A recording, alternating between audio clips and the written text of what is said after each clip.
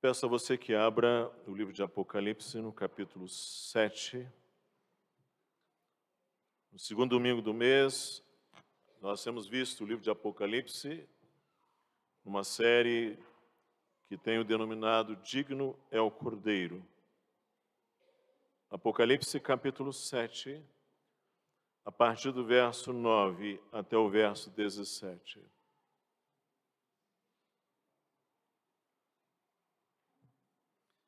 Apocalipse capítulo 7, de 9 a 17.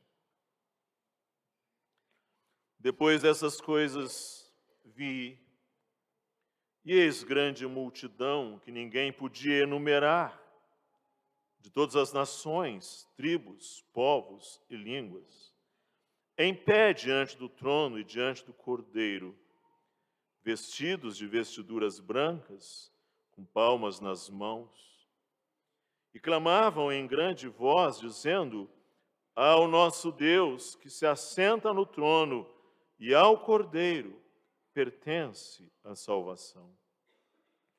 Todos os anjos estavam de pé, rodeando o trono, os anciãos e os 4 seres viventes, e ante o trono se prostraram sobre o seu rosto e adoraram a Deus, dizendo: Amém. Louvor e a glória, a sabedoria e as ações de graças, e a honra e o poder e a força sejam ao nosso Deus pelos séculos dos séculos. Amém. Um dos anciãos tomou a palavra dizendo: estes que se vestem de vestiduras brancas, quem são e de onde vieram? Respondi-lhe: meu senhor, tu o sabes. Ele então me disse: são estes os que vêm da grande tribulação. Lavaram suas vestiduras e as alvejaram no sangue do Cordeiro. Razão porque se acham diante do trono de Deus e o servem de dia e de noite no seu santuário. E aquele que se assenta no trono estenderá sobre eles o seu tabernáculo. Jamais terão fome, nunca mais terão sede, não cairá sobre eles o sol, nem ardor algum, pois o Cordeiro que se encontra no meio do trono os apacentará e os guiará para as fontes da água da vida, e Deus lhes enxugará dos olhos toda lágrima. O episódio do Novo Testamento assim mais doloroso, mais grotesco, foi a crucificação do nosso Senhor Jesus Cristo. Foi um momento trevoso, assim. Mas há outros momentos difíceis, igualmente não tão assim grotescos, mas certamente duros, difíceis. Um deles foi o que envolveu Estevão. Ele era um jovem, um homem de Deus. E ele estava pregando em Jerusalém. E ele começou então a receber hostilidade por conta daquilo que ele pregava. As pessoas começaram a odiá-lo. Enquanto ele estava pregando, as pessoas arrastaram ele para fora da cidade.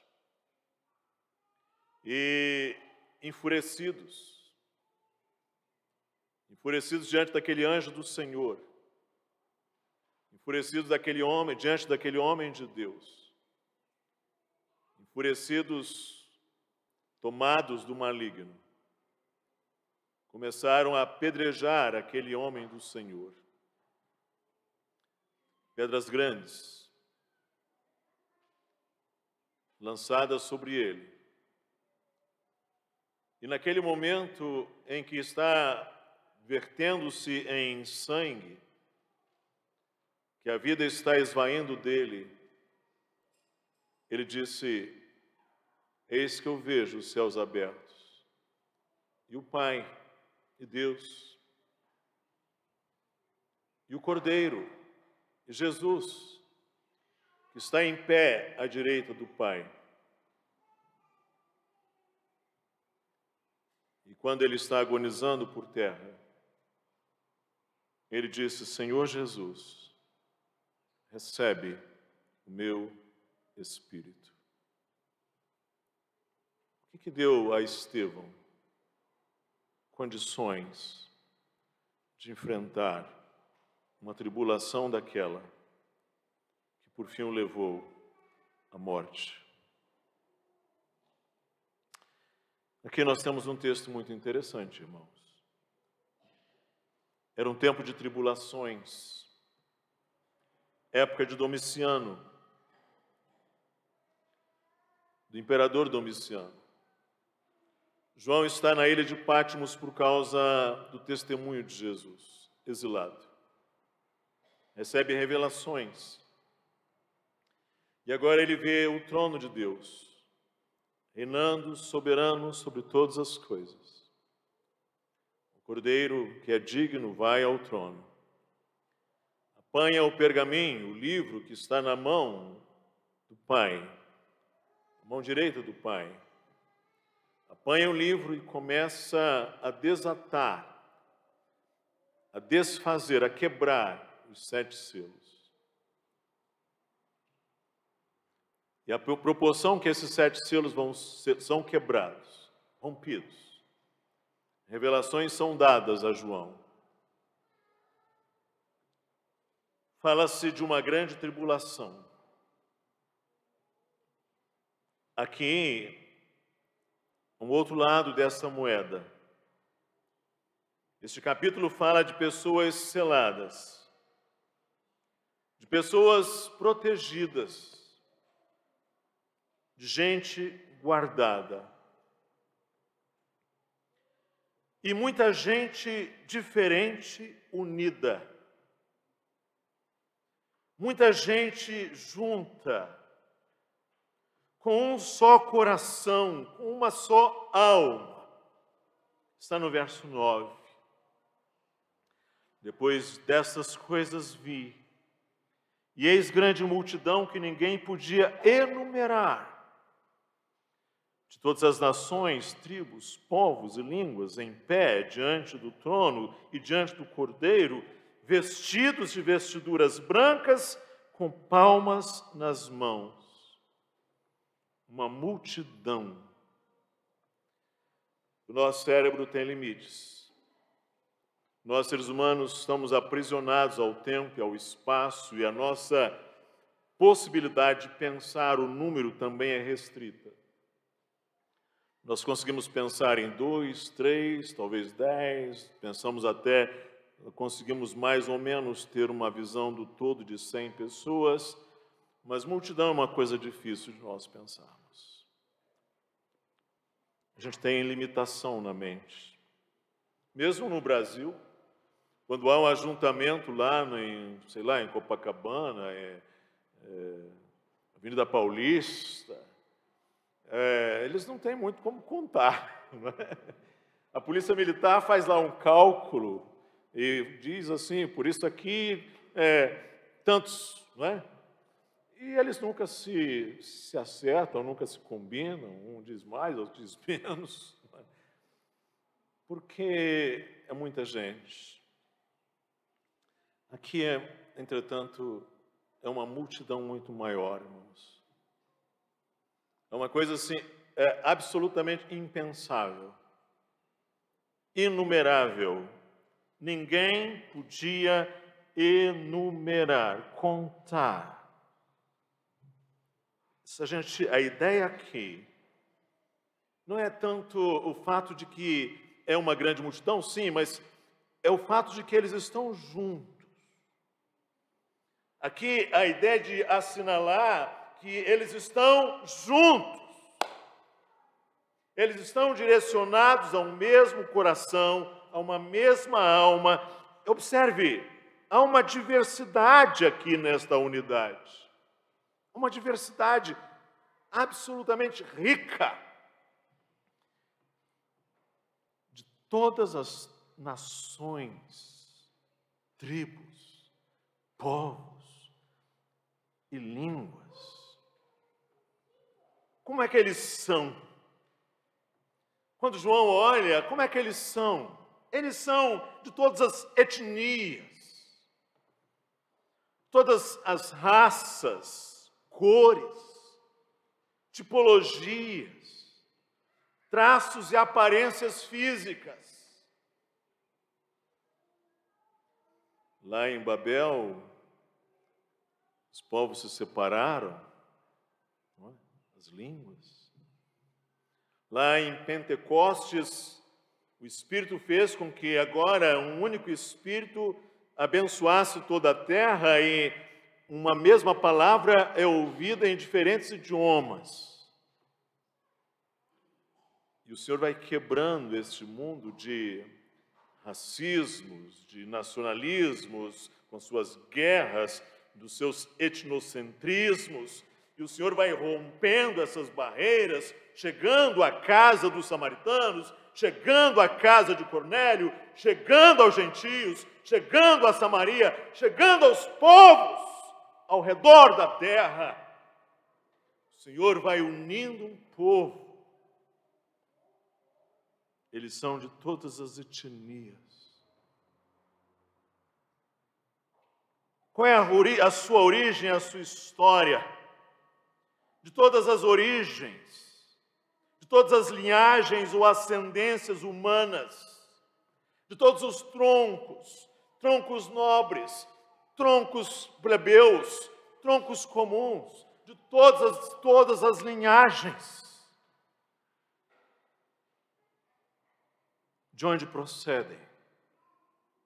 De todos os lugares e regimes políticos, todos os estados, todas as formas de organização política. E como eles vivem? Qual a sua cultura?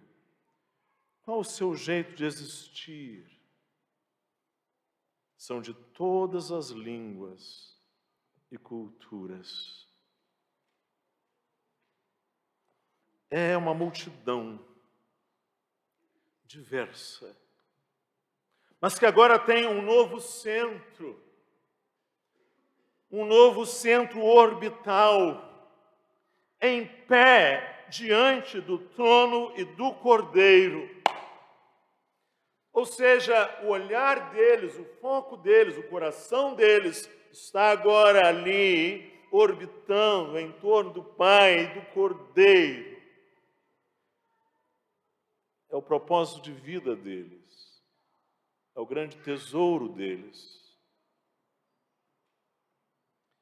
E observe, é uma multidão justificada, santificada, e que celebra o triunfo de um rei, porque diz aqui que eles estão vestidos de vestiduras brancas com palmas nas mãos.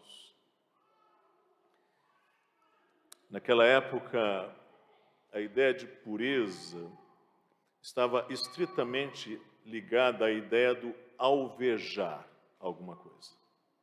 Ou seja, quando se pensava em pureza, se pensava em algo que fosse alvejado. Era assim. Hoje já se sabe que não é assim. Uma coisa pode ser branca e não pura, não é? E além disso, é possível que uma coisa esteja absolutamente colorida e pura, não é? E limpa. Não é isso? Então, a ideia era do alvejar, coisa pura.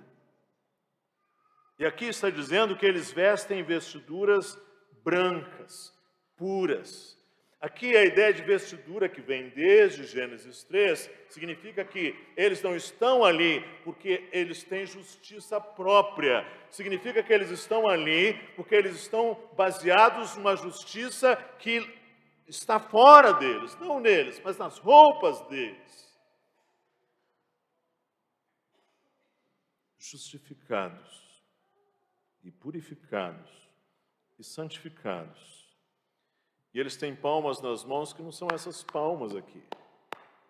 São as folhas de palmeira.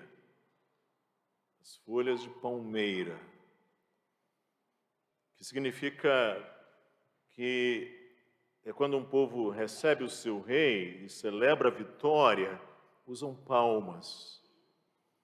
Os romanos usavam as palmas como símbolos de vitórias. E mais, quando essa vitória trazia paz.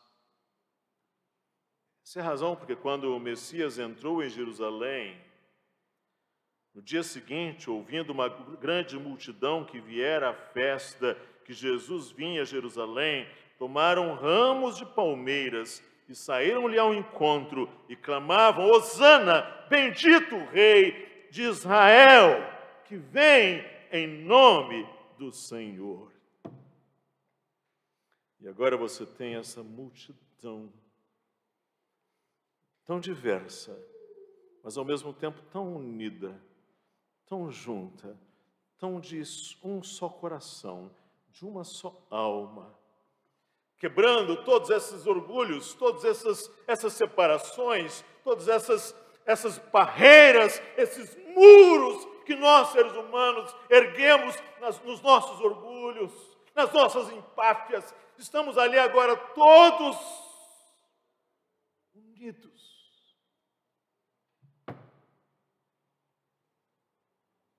Todos foram libertos e agora fazem parte de um reino de paz e aclamam o seu Rei vitorioso. Já não há mais neles imperfeições e pecados. As vestiduras são brancas e as muitas línguas são capazes de falar uma língua só, de entoar um cântico só.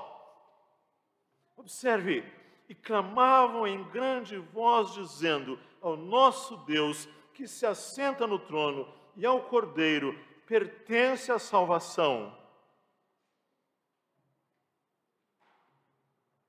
E todos os anjos, de pé, rodeando o trono, os anciãos e os 4 seres viventes, e ante o trono se prostraram sobre o seu rosto e adoraram a Deus, dizendo: Amém! O louvor e a glória e a sabedoria e as ações de graças e a honra e o poder e a força sejam ao nosso Deus pelos séculos dos séculos. Amém. É interessante aqui, irmãos. São muitos idiomas, são muitas culturas, mas eles são capazes de se unir em um cântico só. E é um clamor em alta voz dos redimidos. Observe aí o verso 10. A ponto de que o Cordeiro precisa estar aqui e a salvação também, pois se diz assim: anjos não conhecem a linda melodia, pois só os mortais entoam, os salvos por Jesus. Há um canto ali que os anjos não cantam. É porque é canto de gente redimida. É cântico de gente que foi lavada pelo sangue. Ao nosso Deus que se assenta no trono e ao Cordeiro pertence a salvação. Mas há também uma glorificação dos seres celestiais não redimidos, mas perfeitos. Vejam os verso 11 diz: todos os anjos, eles não podem cantar o que está no verso 10, né? Não na primeira pessoa. Mas eles podem cantar algo, não é? E diz que todos os anjos que estavam em pé, rodeando o trono, que eram miríades e miríades, milhares de milhares, os anciãos, que são 24, e os 4 seres viventes, e ante o trono se prostraram sobre o seu rosto e adoraram a Deus. Não há ninguém maior do que essa gente aqui. Eles são o alto da pirâmide assim. E eles dobram o seu rosto e adoram a Deus. E eles dizem: Amém, o louvor e a glória e a sabedoria e as ações de graças e a honra e o poder e a força sejam ao nosso Deus pelos séculos dos séculos. Amém. Para cantar isso aqui, gente, é alguma coisa assim muito especial, como o Messias de Handel, para sempre, para sempre, para sempre e sempre.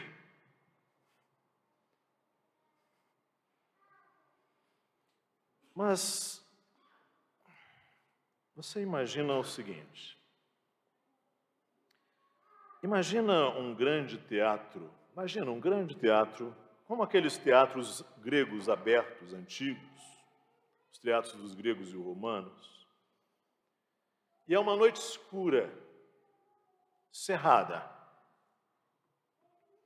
No plano elevado, lá no palco, estão o trono e o cordeiro. O cordeiro ali tirando os selos do pergaminho, desatando os selos. Só tem luz lá. Está tudo em trevas ao redor. Só lá no trono tem luz. Mas é interessante aqui, porque essa luz em algum momento chega ao redor. Essa luz se espalha, vem, por assim dizer, para a plateia.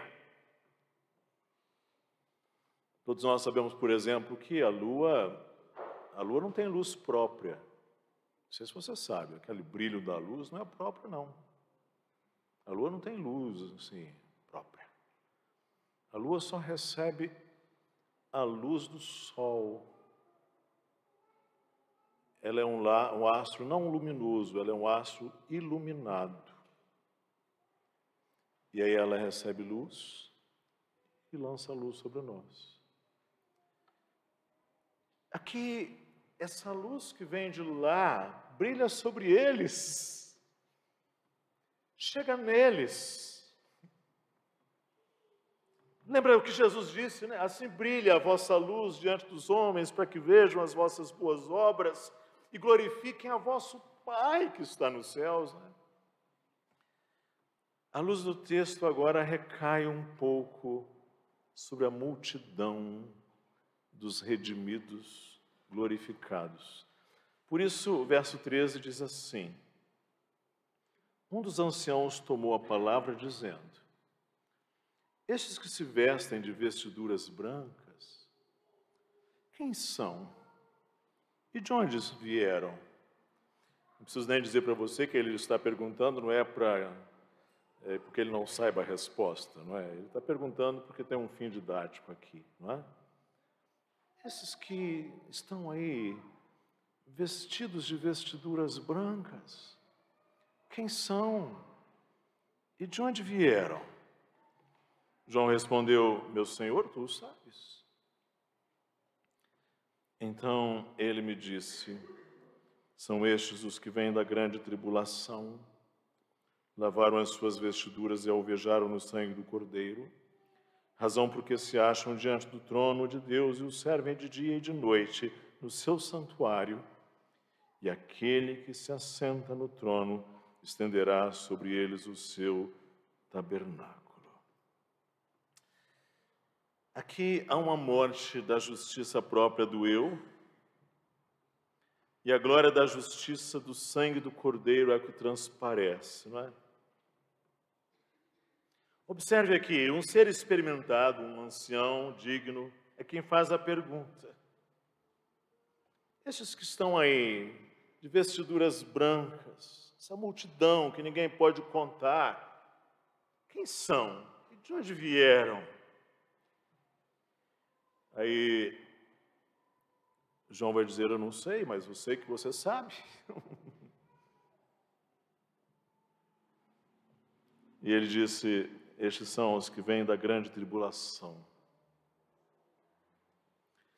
A ideia de grande tribulação aqui, alguns entendem que será uma tribulação no final, outros entendem que é todo esse período de tribulação entre a primeira e a segunda vinda de Cristo, e outros ainda entendem, como eu também tendo a preferir, que seria uma tribulação como que crescente desde a primeira vinda de Cristo até o final, como se fosse uma gestação até que apareçam as grandes dores. Mas eu não vou me dedicar a isso aqui, nem tenho esse interesse.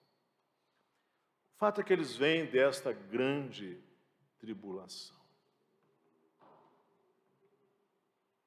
Passaram por lutas por causa de Cristo.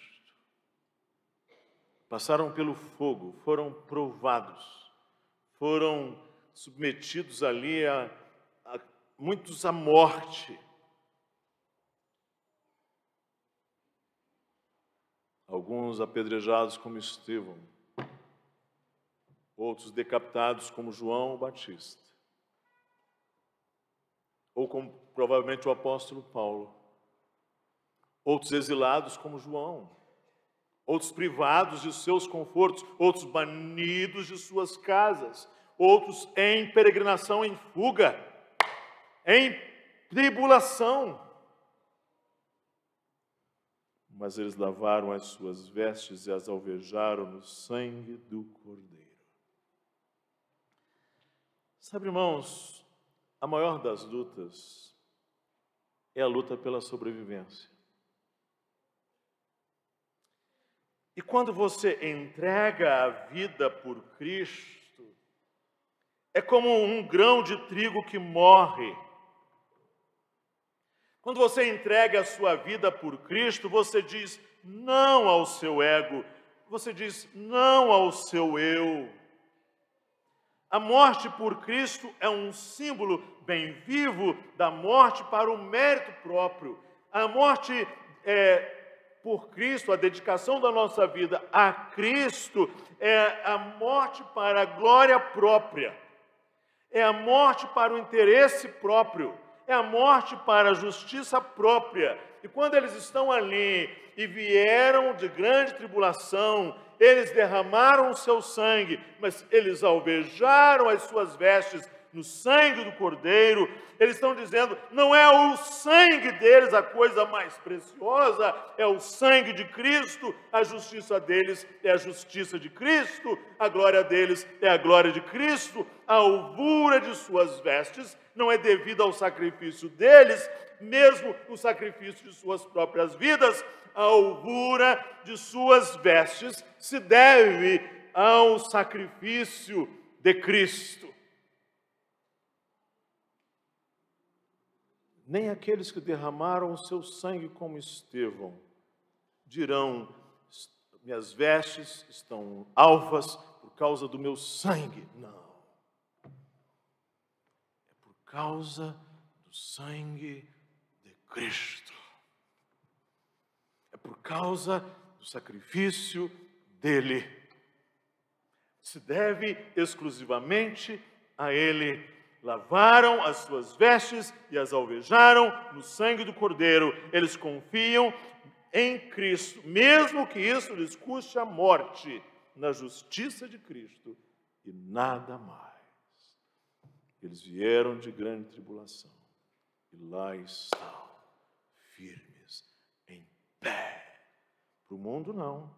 Para o mundo eles estão na sepultura. Para o mundo eles estão tombados, com suas cabeças cortadas, com seus corpos queimados na estaca, ou com as partes dos seus corpos estraçalhados no Coliseu. Para o mundo é isso que eles veem. Mas João vê esta multidão em pé, diante do trono. E essa é a razão por que eles se acham de dia diante do trono de Deus e o servem de dia e de noite no seu santuário, diz o verso 15. Isso aqui é a linguagem sacerdotal.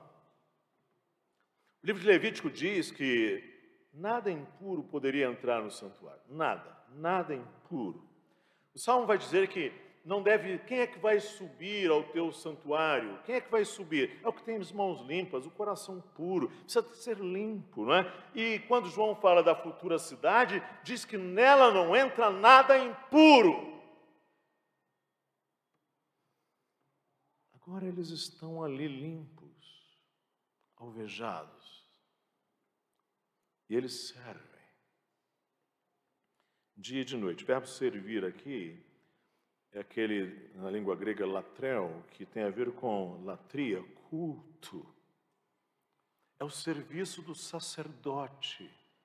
Ou seja, eles adoram ao Senhor e servem como sacerdote, adoram e servem, isso envolve corpo e alma, eles se prostram e adoram, ou seja, há um trabalho no céu, gente. Há uma adoração com vida. Às vezes a gente vê aquelas imagens do mundo medieval, das pessoas crentes lá, deitado numa nuvenzinha, tocando uma harpazinha. Isso é medieval, gente. Isso aí é lenda, pessoal. Isso aí não é a linguagem da Escritura.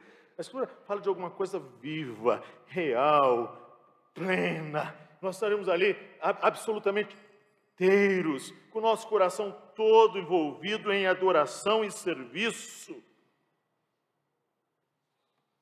No Antigo Testamento, somente judeus da tribo de Levi, das linhagens sacerdotais, poderiam oficiar no templo. Mas aqui há uma multidão de toda a nação, tribo, povo e língua, fazendo o trabalho sacerdotal para sempre. E aquele que está sentado no trono, então faz assim. Ele estende sobre eles o seu tabernáculo. O homem que tinha a sua tenda no deserto, ainda hoje, o beduíno, o deserto é muito quente de dia e muito frio à noite. Ele apanha a sua tenda, estende a sua tenda e cobre a sua casa. E aqui o Senhor, Ele estende o seu tabernáculo sobre ele. E eis o tabernáculo de Deus com os homens. Deus habitará com eles. Eles serão povos de Deus e Deus mesmo estará com eles para sempre. O Senhor vai fincar ali as ponteiras do seu tabernáculo e vai cobrir e vai proteger e guardar o seu povo com a sua presença. E o texto termina maravilhoso, não é? O próprio Cordeiro cuidará de suas ovelhas para sempre, não é? O Cordeiro que é pastor, e o pastor traz provisão. Por isso ele diz: jamais terão fome, nunca mais terão sede, não cairá sobre eles o sol, nem ardor algum. Tem um lado bom do sol. Não é esse lado bom que está falando aqui. Está falando daquele sol que caustica, que magoa, sabe? Que queima, que faz mal, que faz com que a planta murche. Não é? É esse lado aí. Não é? O próprio Cordeiro os guiará para as fontes da água da vida, que ele falou lá no poço, junto ao poço de Sicar, para aquela mulher em Samaria: mulher, se tu me pedisses, eu te daria a água da vida. Água da vida eu te daria. Quem está falando isso aqui, irmãos? Não é um brasileiro. É um oriental. Porque nós temos água em abundância no Brasil, não é? Temos água em abundância. Água para nós é uma coisa, é um produto qualquer, né? A gente tem água. Chega em casa, vai ali, liga a torneira, água. Tem fartura. Mas isso aqui é um oriental que está falando, gente. O pastor precisava conhecer onde estavam as fontes. A água ali é raro. A água ali é um bem precioso. O oásis é um lugar precioso. Ele sabe o valor da água.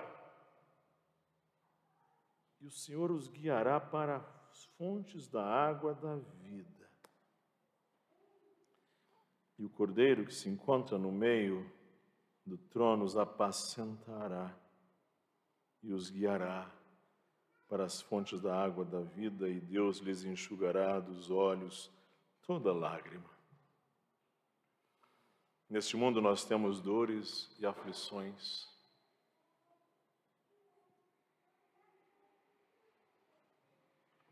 Não há uma semana que passo aqui e não ouço de alguém passando algum tipo de tribulação, de aflição. Este é um mundo de dores e aflições. E há algumas aflições justamente por causa do senhorio do Senhor sobre as nossas vidas. Justamente. Justamente porque nós assumimos um compromisso com o senhorio do Senhor em nossas vidas, somos submetidos às vezes por algumas aflições, a ponto de Jesus dizer que em algum desses momentos os inimigos de um homem serão os da sua própria casa. Sabe, irmãos, é a confiança em Cristo indispensável aos momentos de tribulação. Indispensável. Foi o que permitiu Estevão enfrentar aquilo ali, não é? A confiança dele em Cristo. Senhor Jesus, recebe o meu espírito. Vamos ter tribulações desse mundo. Diz lá o livro de Atos que, tendo Paulo e Barnabé anunciado o evangelho ali na cidade de Derbe, depois feitos muitos discípulos, voltaram para Listra, Icônio e Antioquia, fortalecendo a alma dos discípulos, exortando-os a permanecer firmes na fé e mostrando que, através de muitas tribulações, nos importa entrar no reino de Deus. Através de muitas tribulações, nos importa entrar no reino de Deus. É a confiança em Cristo indispensável ao momento da tribulação. Porque se não confiarmos, sabe o que acontece? Jesus já disse isso. A semente é sufocada. Vindo, porém, o sol, queima a semente, porque lhe falta a raiz e seca-se. Em lhe chegando a angústia e a perseguição por causa da palavra, logo se escandaliza. Então, é a confiança em Cristo que te dá âncora para você atravessar as tribulações.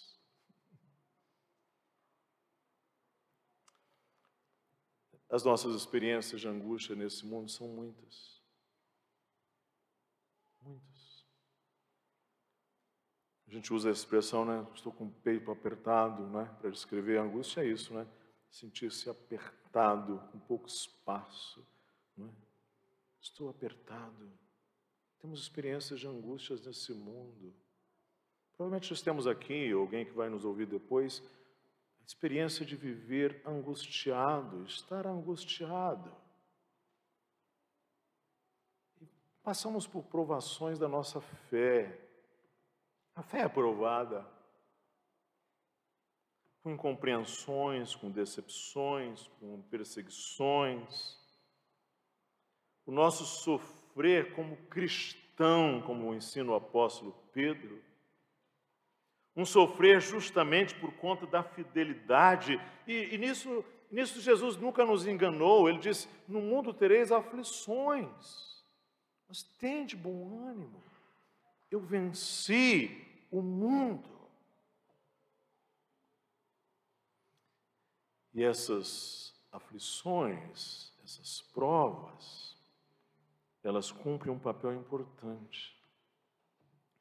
Elas vão revelando, vão firmando a nossa identidade.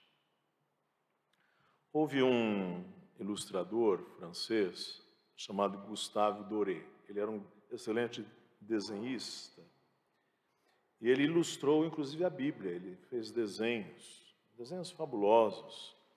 Estão aí na internet, temos algum no nosso site, alguns. Vários desenhos ele ilustrou.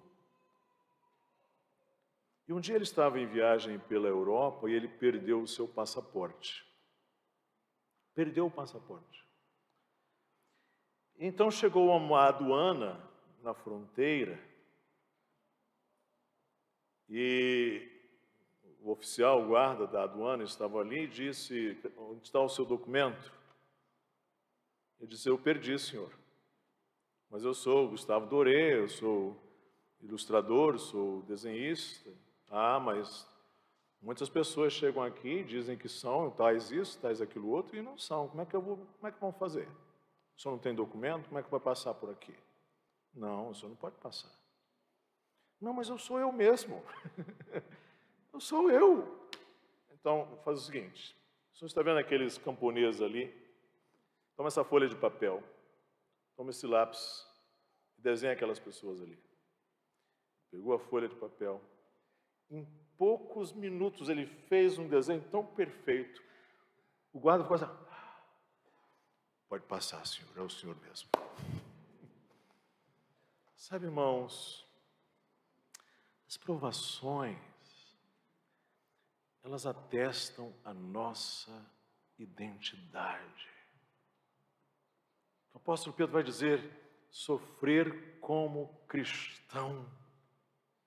Jesus disse: estas coisas vos tenho dito para que tenhais paz em mim. No mundo passais por aflições, mas tende bom ânimo. Eu venci o mundo. Cristo venceu.